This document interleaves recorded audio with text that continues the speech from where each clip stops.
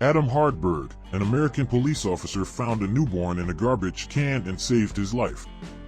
25 years later, when he was no longer a police officer, he received an unexpected phone call that changed his life forever. Adam Hardberg was born and raised in Oregon. He was always an open-hearted person and very determined with the things he set out to do. As a teenager, he was a very curious and active boy. Although he lived in a large city like Portland, he was always hiking in the parks and woods in the area. He had an immense bravery to go deep into the woods until he found rivers and waterfalls, but Adam was terrified of coming across a bear in his path. When he finished high school, his parents said that Adam should choose a career to pursue. He didn't have many doubts. "I wanted to be a policeman." He was never a boy who liked guns or dreamed of taking part in a gunfight against bandits. Adam was more interested in protecting the community and people, how he could make a difference without hurting anyone. But he was aware that if he was a police officer, he would also have to participate in direct action against people with bad intentions. Still, Adam didn't abandon his ideals. He learned to shoot and identify the different types of drugs, read a lot about the legislation, and tried to approach people in the most correct way possible. The young policeman did all the rigorous training of the academy, as the booklet said. What he didn't know is that life was about to put his vocation to help people to the test, and in a very serious and extreme way. Years passed and Adam Hardberg continued on the streets of Portland. He made routine rounds, participated in investigations linked to the sale of narcotics, and occasionally chased thieves through the neighborhoods. But the day that changed everything for the policeman started like any other. He left the police force building in his car. He drove through some neighborhoods in Portland very slowly, noticing everything that was moving that morning. Suddenly, as he entered a residential area on the fringes of the city, the officer heard a very unusual noise that caught his attention. At that time of day, there weren't many people on the street in the neighborhood. Most of the residents had already left for work. In a state of alert, he decided to follow the sound. It grew louder and clearer as it got closer. Adam decided to get out of the car to look for the source of that noise more calmly and precisely. He wasn't sure what was going on, but it looked like something worth investigating. He followed the noise to a street corner that was well known and dangerous for drug trafficking and crimes caused by rival gangs. And it was precisely this heavy history of the region that worried the officer. As he walked through the neighborhood, he kept his hand close to his holster, praying he didn't have to draw his gun. Adam was tense. I thought anything could happen at any time. As he rounded the corner, he saw a group of people who looked very distressed. Did you like this story? Check out many other real and exciting stories on our channel. See you later. When they saw Adam, they ran towards him, all talking at the same time. The policeman asked them to explain what was happening. One of the women who was with the group, already with tears in her eyes, pointed to the dumpster a few meters away from them all. Adam started towards her, already imagining it was a drug shipment, but when he got closer, the sound he'd been hearing earlier came back. At first, he thought it was a cat, but now, so close to its source, he was sure the situation was more serious than he had imagined. There were the sounds of a baby, which was deposited there in a trash can, next to several garbage bags and blowflies. Adam was shocked.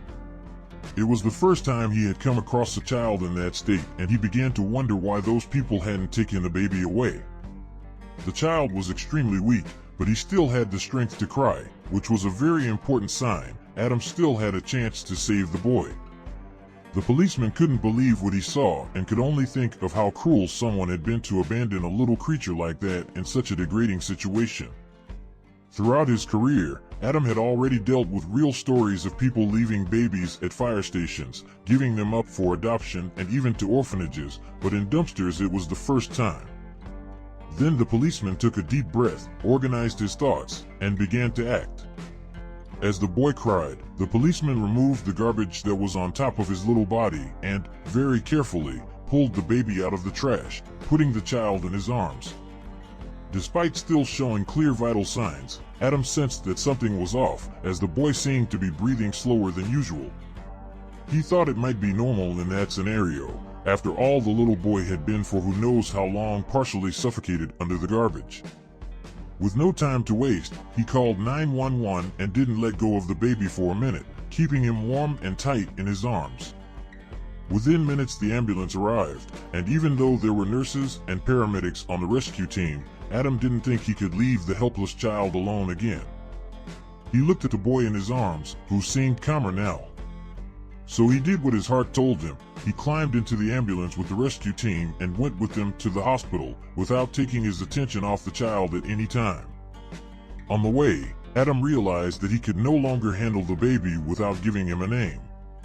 He deserved to be identified as an individual. Then he began to call him Gabriel, like the angel. Adam wasn't exactly a religious man, but he thought the name suited the little one's purity and sweetness perfectly. At the hospital, the doctor did several tests to make sure the child was okay. What Adam feared most was that Gabriel had contracted some illness from spending so much time in the garbage. Fortunately, despite everything, no signs of illness or serious symptoms were found. The doctor just drew attention to a redness on the boy's back, which could be an allergic reaction. It was very difficult for the officer to have to leave Gabriel alone in the hospital while he returned to his home and family, but as long as the boy was under medical supervision, Adam made a point of visiting him every day. Little by little, Gabriel gained strength and regained his health. The city's social workers took care of the boy's case, and before long he was chosen for adoption by the young couple Mary and James Wood. They lived in the town of Eugene, south of Portland, and fell in love with the boy as soon as they met him. And of course they were also touched by the story of his abandonment. During the adoption process, the couple learned that Adam Hardberg had been the police officer responsible for finding him and that he started calling the boy Gabriel. Mary and James liked the name and decided to keep it, which made Adam very happy. While he was relieved that the little one found a home so quickly, he was sad that he couldn't see him every day anymore. In the hospital, visiting him made Adam feel connected to Gabriel and also a little responsible for him. Gabriel grew up in a home filled with love and care. Mary and James, his parents, never hid from the boy that he had been abandoned and then adopted. He didn't become an angry person because of this rejection or traumatized, but he always found himself thinking about what could have happened to have him dumped in a dump on the outskirts of a big city. That was a thought that bothered him, and, as much as he imagined different situations, it would never be enough to satisfy his curiosity. Mary and James knew that question might never be answered, but they wanted to comfort their son's heart and mind in some way.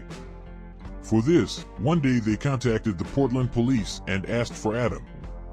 Then they learned that the officer was no longer with that corporation, but had become a ranger of Oregon State Parks. Adam had requested a transfer sometime after the incident with Gabriel. In a way, the encounter with that baby had awakened in him the desire to work with a type of policing that had more to do with his lifestyle. The couple remembered all the officer's concern and how he had gone above and beyond his duty to ensure Gabriel's protection and recovery. At their insistence, they got the contact of Captain Phillips, who was now retired but knew the whereabouts of his ex-cop. I think Adam was more of a social worker than a police officer. But now at least he's among the beasts in the woods. He must be happier helping tourists and adventurers away from the dirty world of crime, was what he told Mary and James before passing on the contact of Adam's new division. Over the phone, they learned that Adam never forgot what happened that day and that he often found himself wondering what would have happened to the boy after his adoption. So they set up a meeting at Adam's cabin, next to a national park. It would be a great reunion. Gabriel was overjoyed to finally be able to meet the person who pulled him out of the trash, but also nervous. He wanted to understand why the cop had cared so much about him. And finally the meeting took place. Adam was so thrilled to see Gabriel grown up and healthy, so different from when he rescued him. He explained to the teenager that he never had children, and the closest he came to feeling like a father was when he took Gabriel in his arms for the first time. I know it sounds silly, but at that moment something changed. I felt some of what a father must feel when he sees his child in danger, he said. Gabriel then gave Adam a hug and said he needed to thank him personally.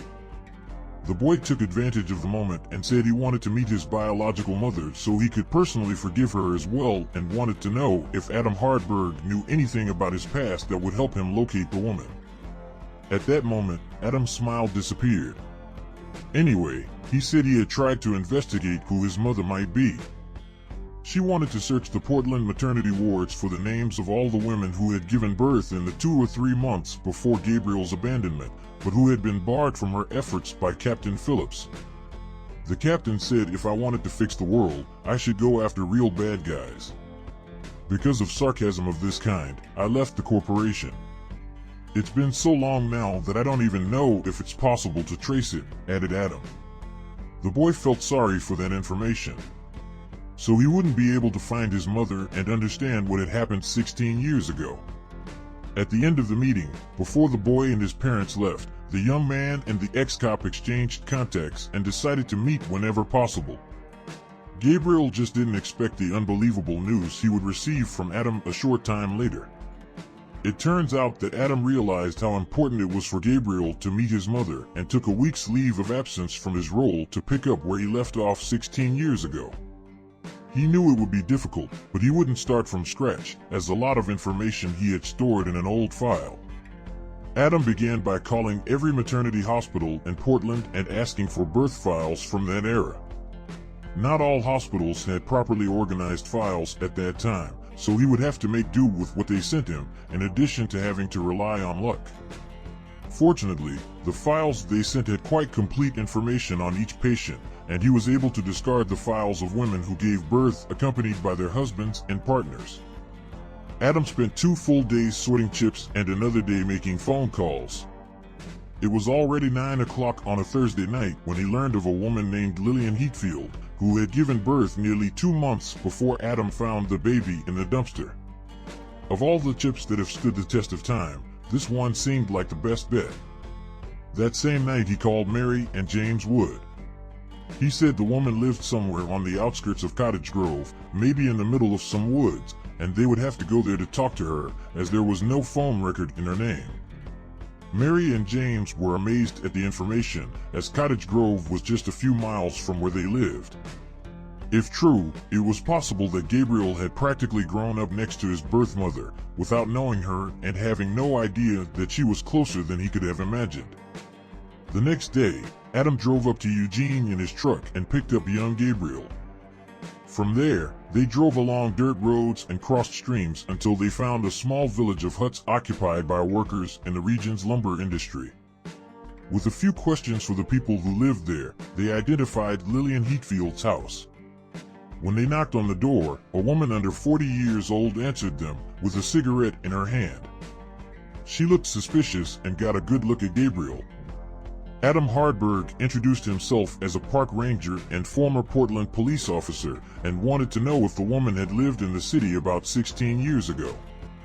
The woman said yes, but that she hoped one day she could forget the city and everything that had lived in it.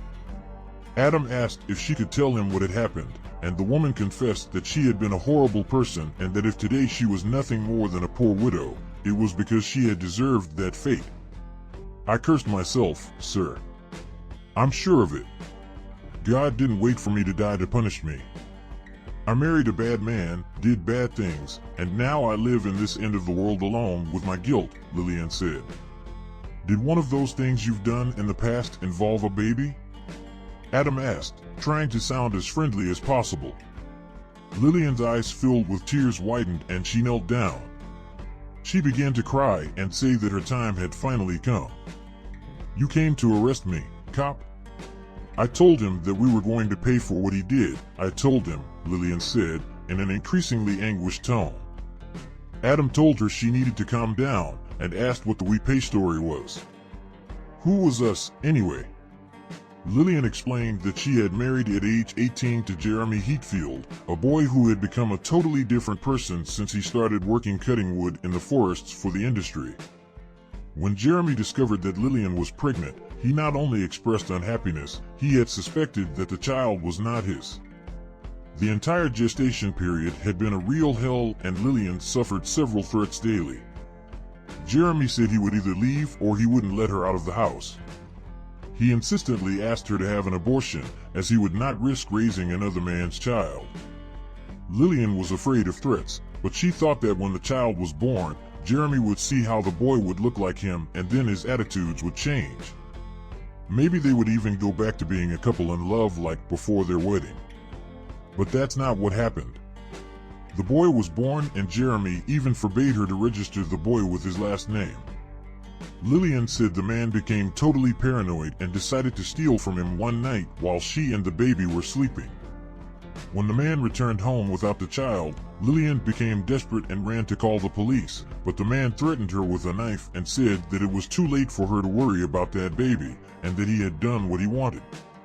She didn't have the heart to do it when he demanded an abortion, and that now they should get out of town as quickly as possible. 1 year later, Jeremy died in an accident at work in lumber, which relieved the woman of a life under constant threats, but the fact is that she has never forgiven herself for not being able to protect her son. He developed a deep depression and to this day thinks about how his son would have been if he had survived. 1 year after moving in, "This all I live for is a curse, sir. A curse for the crime I let happen to a helpless child. And now you are here to arrest me," she said. At this point in the story, not only she, but Gabriel was crying too. Adam then took her by the shoulders and said, "No one is going to arrest you, Lillian. Now take a deep breath and pay attention to what I'm going to say, because no one is here for fun. I found your boy 16 years ago and he's here to meet you." Lillian lifted her head and watched Gabriel once more. She didn't know what to do or what to think. She was in shock. Anyway, the two embraced after 16 years. The last time they did, Gabriel was just a newborn. "I survived, Mother. I survived," said the young man. At the end of that day, Adam Hardberg felt complete like never before in his life. The most difficult situation of her life had led to an investigation that was now complete. Not only had he found Gabriel again, but now the young man had understood his own story much better. For a boy who had nothing but garbage bags around him when he was found, he now had two moms, a dad, and a friend who would do anything for him. Did you like this story? Check out many other real and exciting stories on our channel.